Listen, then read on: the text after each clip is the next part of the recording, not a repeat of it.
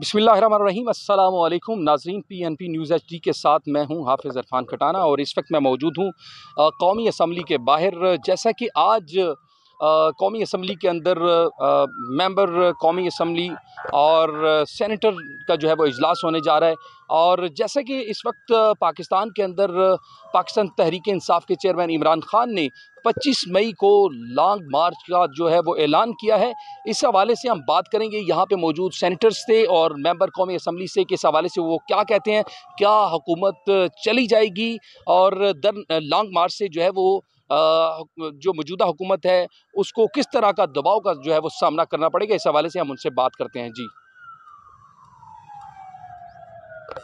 जी नाजरीन, इस वक्त मैं मौजूद हूँ कौमी असम्बली के मेन गेट पे, और इस वक्त मेरे साथ मौजूद हैं शेख रोहिल असगर साहब।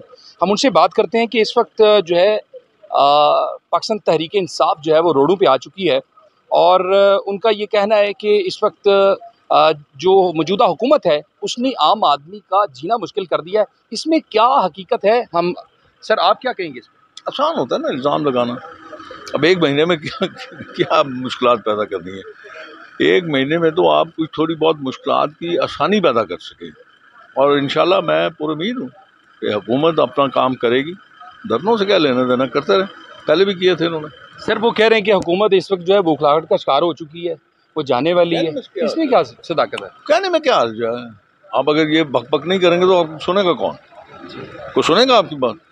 आप यही कहेंगे ना। सर जो गुज़िश्ता रोज़ पाकिस्तान तहरीक इंसाफ का जलसा हुआ सियालकोट के अंदर, दूसरे शहरों में भी, वो कह रहे हैं कि जी मौजूदा हुकूमत जो है वो हमारे लिए रुकावटें खड़ी कर रही है, हमें जो है वो हमारे जलसे रोकने की भरपूर कोशिश की जा रही है। ये क्या ऐसा हो रहा है? बिल्कुल नहीं, बिल्कुल नहीं। अगर आप सियालकोट की मिसाल देते हैं तो सियालकोट में एक कम्युनिटी थी, उनकी दिलदारी कर रहे थे वो लोग। उनका जो मामला था, वो जो उनकी जगह थी, वो उनके चर्च की थी। एक तरफ तो आप बड़े दाई बनते हैं दूसरे लोगों के, जी बड़ा ये आप उनकी हेल्प करते हैं, मदद करते हैं, और दूसरी तरफ आप उनके दिलदारी करते हैं। सर वो कहते हैं कि इसके पीछे हुकूमत खड़ी थी। नहीं, बिल्कुल हुकूमत का क्या ताल्लुक है यार? हुकूमत क्या चर्च के जो हैं मुतज़मीन उनको कन्विंस कर सकती है?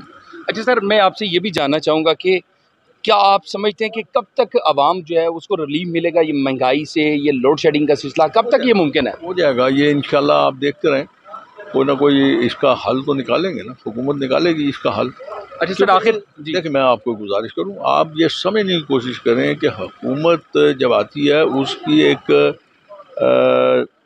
समझ आ जाती है, उसकी सोच से, उनके कामों से, उनके पॉलिसीज से समझ आ जाती है कि हुकूमत किस सिमत बढ़ना चाह रही है। अच्छा सर, आखिर में मैं ये जानना चाहूँगा, मेरा ताल्लुक ओवरसीज़ पाकिस्तानियों में, तो जो ओवरसीज़ पाकिस्तानियों के वोट के हवाले से बात की जा रही है कि उनको वोट उनका रोका जा रहा है, वोट नहीं डाल सकते।